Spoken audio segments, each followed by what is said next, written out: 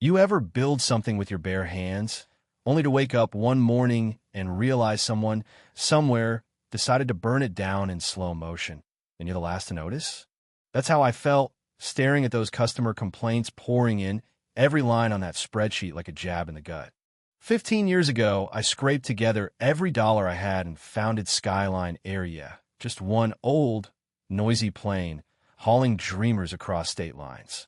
Now we've got jets painted in our colors parked at all the big city gates, and I'm supposed to be the face of pride, of progress. Except this quarter, premium passenger satisfaction dropped 15%. Not a little dip more like an ice bath. Let me back up a sec. The thing is, the emails weren't just about delays or lost bags. No, they stung deeper. Folks with platinum cards locked out of first-class lounges. Gate agents acting like they couldn't see you if your shoes didn't shine. Little gestures welcome drinks. Hot towels serve up only to the so-called right look. One guy wrote, "I don't look expensive enough to deserve your lounge." That hit different. I read that email twice, picturing the scene of me airline. My people shutting out a loyal flyer in Philly, while a guy in a fancy suit waltzed in, zero questions asked. You know what I mean? That's not just bad service. That's a line crossed. Angela Simmons, my right hand since back when we had more empty seats than passengers, slid into my office with 2 mugs of coffee. Her hair gone silver, but her mind still razor sharp. "I saw the drop," she said, "but I didn't know it got this personal." She wasn't wrong. It wasn't just about on-time departures anymore. People were feeling judged reduced to outfits and skin tone at my airline. My airline. I had to see it with my own eyes. Not as Naomi Carter, CEO on a magazine cover, but as some Nobodino perks, no-name badge, no armor. Last time I did that, back in 2012, I uncovered safety lapses that nearly cost us a plane, pulled a muscle pretending to be a rookie on the tarmac. Now, it was about something harder to spot dignity or the lack of it.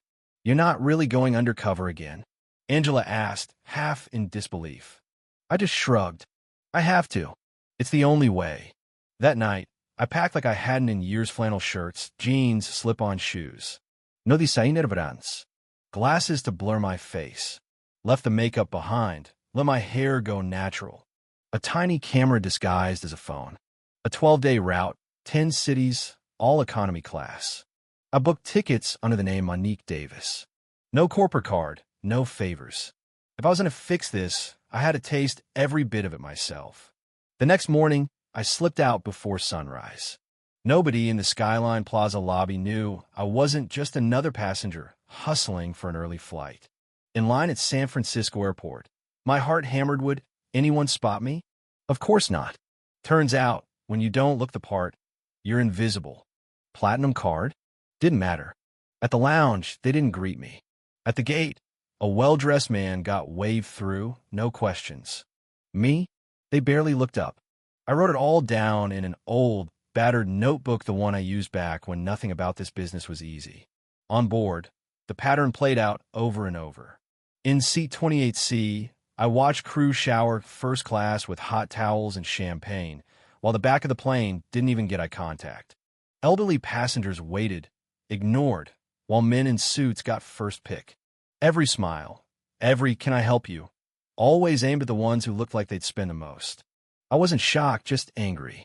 I watched, I wrote, I recorded. I became invisible on purpose. Landing in Philly, I took a deep breath and tried the lounge. The attendant, eyes sharp, scanned me up and down. "Do you have business or platinum credentials?" she asked, voice just a little too flat. I showed my card, her eyes flickered, then she stalled. Next guy, tailored blazer, slick shoe, she got a big, "Welcome back, Mr. Hale," and his usual fruit plate. Me? "One moment, please," while she looked for backup. That's a whole mood. You ever feel like you're living 2 versions of the same day? Boarding in Dallas, Keith at the gate checked my credentials, double and triple, while a guy in front of messed me platinum status got ushered straight through with a wink. On board, the little things stacked up. Champagne for 4A. Water for 17F. Kindness to the man with the briefcase. Indifference to the woman with the walker. All of it written down, all of it right there in my notebook. But here's where it twisted. In Houston, I found proof it wasn't just human bias, it was policy. An internal email from a lounge manager to her boss, regional ops. Flag any passenger who doesn't project a premium image, especially BIPOC and unkempt. That's not a slip, that's a playbook. Attached was a list names, timestamps, stories like mine, all ignored or made to wait. I kept moving, city to city, logging every slight, every moment the rules bent for the right face, every time staff let the mask slip. At every stop, I sent a coded note to Angela, sometimes just a word or two. Houston explicit directive found. By the time I got back to San Francisco, my old notebook was bursting 10 cities, 17 employees, one rotten protocol. Back in the boardroom, I didn't waste time. I laid it out, everything lounge footage, gate agent comparisons, that damning email chain. 17 staffers, led by Terrence Reedman, the so-called efficiency guru. The board was stunned. Our legal counsel nearly dropped her tablet when she saw the language. Maintain brand alignment, filter out those who don't fit.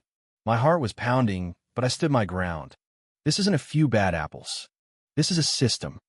There was pushback, of course, severance costs, lawsuits, reputation at stake. But in that moment, it was simple. Either we gut this thing now or let it rot us from the inside. The board voted unanimous in the end. Reedman gone. 16 others too. New policies drafted. A passenger advocacy council created, 10 real customers, diverse as America, empowered to audit us quarterly. Every exec, including me, working frontline 2 days a year. No more hiding in offices. The next day, I stood in front of camera live to all 25,000 Skyline Air employees. No script, no sugar coating. We failed you, I said, and we failed our passengers. This ends now.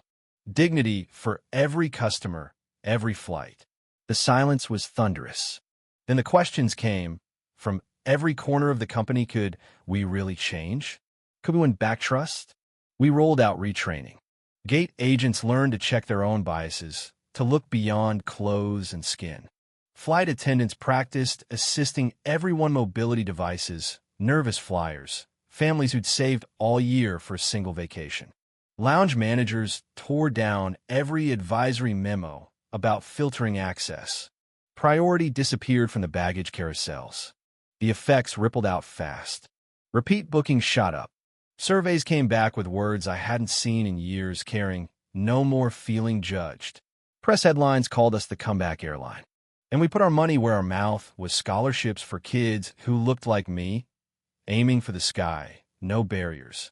First recipients: a young woman from Atlanta, a Latino kid from Phoenix, a future engineer from Seattle, all riding business class, all ready to fly higher than I ever dreamed. One night, after the storm calmed, I flipped to the last page of my battered notebook and wrote, "Respect isn't a luxury, it's a right." I looked out at the city lights, the planes lining up to land, and I knew deep down this fight wasn't over.